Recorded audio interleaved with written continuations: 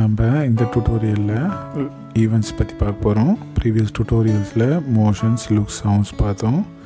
இந்த டியூட்டோரியலில் ஈவெண்ட்ஸ் பார்க்கலாம். நீங்கள் இந்த வீடியோவுக்கு புதுசுனா நீங்கள் என்னுடைய ப்ரீவியஸ் வீடியோ பாருங்கள். பார்த்துட்டு வந்தீங்கன்னா தான் உங்களுக்கு கண்டினியூஷன் புரியும். ஓகே, வாங்க நம்ம எக்ஸாம்பிளுக்கு போகலாம். இப்போ நம்ம ஈவெண்ட்ஸோடைய எக்ஸாம்பிள் வாங்க பார்க்கலாம். இப்போ நம்ம ஈவெண்ட்ஸுக்கு ஒரு ஸ்ப்ரைட்டை இது பண்ணணும். இப்போ நம்ம ஆல்ரெடி பார்த்தது தான் வென் கிளிக் அப்படின்ற ஈவெண்ட்டை நம்ம ஆல்ரெடி பார்த்துருக்கோம்.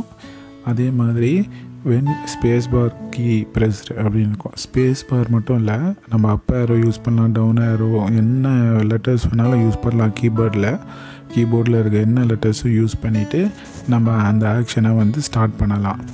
ஸோ அதுக்கான ஆப்ஷன்ஸ் தான் வந்து இந்த பிளாக்கு. ஓகேங்களா, இந்த பிளாக்கு நம்ம என்ன ஆப்ஷன்ஸ் வேணாலும் யூஸ் பண்ணலாம். இப்போ நான் கீபோர்டு ஸ்பேஸை ப்ரெஸ் பண்ணோன்னே இந்த கேரக்டர் மூவ் பண்ணுற மாதிரி அனிமேஷன் பண்ணியிருக்கேன். ஸோ இதே மாதிரி நம்ம எல்லா இதுவும் நம்ம யூஸ் பண்ணிக்கலாம். ஸோ மெயினாக வந்து எந்த கண்ட்ரோலை வச்சும் நம்ம வந்து ஒரு கேரக்டர் மூவ் பண்ணலாம். இது வந்து பார்த்திங்கன்னா உங்களுக்கு கேம் டெவலப் பண்ண உங்களுக்கு யூஸ்ஃபுல்லாக இருக்கும், கேம் அனிமேஷன். இப்போ பாருங்கள், நான் அப் ஏரோ கீயை யூஸ் பண்ணுறேன். So up arrow key use பண்ணும் போதும் இது மூவ் ஆகுது. ஓகே, நான் கிளைடு அப்படின்னு ரேண்டம் பொசிஷன் கொடுத்தனால அது ரேண்டமாக மூவ் ஆகுது.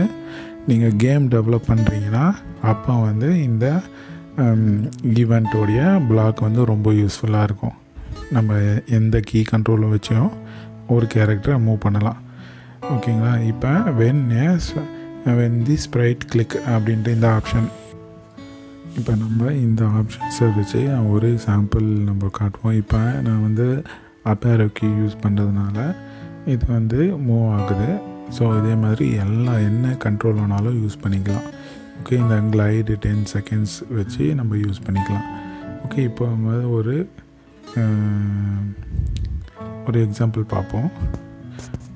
நம்ம என்ன பண்ணுவோன்னா ஒரு ஃபிஷ் கடலுக்கு அடியில் இருக்கிற மாதிரியான ஒரு சிச்சுவேஷன் அனிமேஷனை பண்ணலாம். ஒரு ஃபிஷ்ஷஸ்ஸு அதெல்லாம் நம்ம செலக்ட் பண்ணி நம்ம பண்ணுவோம். ஃபஸ்ட்டு ஒரு பேக்ட்ராப் வந்து அண்டர் வாட்டர் பேக்ட்ராப் எடுப்போம். ஓகேங்களா, ஸோ இந்த அண்டர் வாட்டர் பேக்ட்ராப்பில் ஃபிஷ்ஷஸ்லாம் மூவ் ஆகிற மாதிரி அனிமேஷன் பண்ணுவோம். ஃபிஷ்ஷஸ்லாம் மூவ் ஆகுதுன்னா நம்ம மவுஸ் பாயிண்டரை வச்சு எந்த ஃபிஷ்ஷு கிளிக் பண்ணுறோமோ அந்த ஃபிஷ்ஷு வந்து மூவ் பண்ணுற மாதிரி நம்ம ஆப்ஷன்ஸு அனிமேஷன் பண்ணுவோம். அதுக்கு நம்ம ஃபிஷ்ஷை சூஸ் பண்ணணும்.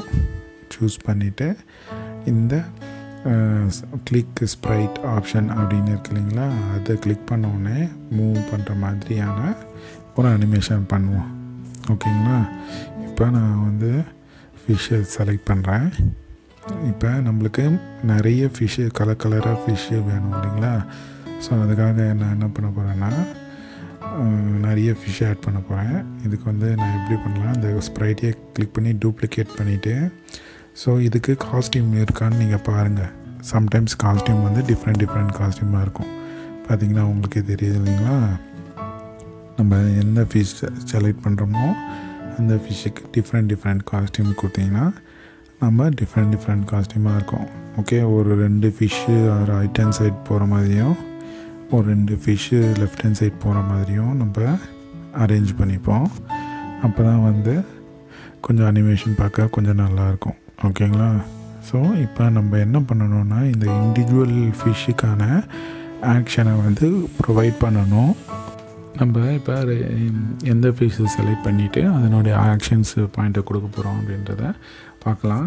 இப்போ வென் த ஸ்ப்ரைட் கிளிக் அப்படின்னு இருக்கு இல்லைங்களா, இந்த பிளாக் எதுக்குன்னா நம்ம ஃபிஷ்ஷு கேரக்டரை கிளிக் பண்ணும்போது அது ரேண்டம் பொசிஷனாக கிளைட் ஆகணும். ஸோ இந்த மாதிரி டிஃப்ரெண்ட்டாக போகணும். அதுக்காக வந்து இந்த ஆப்ஷன்ஸை யூஸ் பண்ணுறேன். அதுக்கப்புறமா அது எண்டில் போகும்போது அது வந்து பவுன்ஸ் ஆகணும், எட்ஜுக்கு போயிட்டு திரும்ப வரணும். ஸோ அதுக்காக இந்த last block if on edge bounce அந்த இதுவை யூஸ் பண்ணியிருக்கேன். இந்த 2 பிளாக் பற்றி நான் ப்ரீவியஸ் டியூட்டோரியலே ஆல்ரெடி நம்ம எக்ஸ்பிளைன் பண்ணியிருக்கோம். நீங்கள் டவுட் இருந்ததுன்னா அந்த டியூட்டோரியலில் போய் பாருங்கள். ஓகே, இதே பிளாக்ஸை தான் வந்து நம்ம மற்ற ஃபிஷ்ஷுங்களுக்கும் யூஸ் பண்ண போகிறோம். ஸோ அதை வந்து டூப்ளிகேட் பண்ணி கொண்டுட்டு வந்தீங்கன்னா டூப்ளிகேட் பண்ணி காப்பி பண்ணி எடுத்துகிட்டு வந்து எல்லா ஃபிஷ் மாடலுக்கும் நம்ம ப்ளேஸ் பண்ணிட்டோன்னா உங்களுக்கு ஒரு கம்ப்ளீட்டான அனிமேஷன் பண்ணுறதுக்கான ஆப்ஷன்ஸ் கிடச்சிடும். இப்போ பாருங்கள், நான் எல்லாத்துக்கும் நான் காப்பி பண்ணுறேன். காப்பி பண்ணிவிட்டு உங்களுக்கு நான் கொண்டுட்டு வரேன்.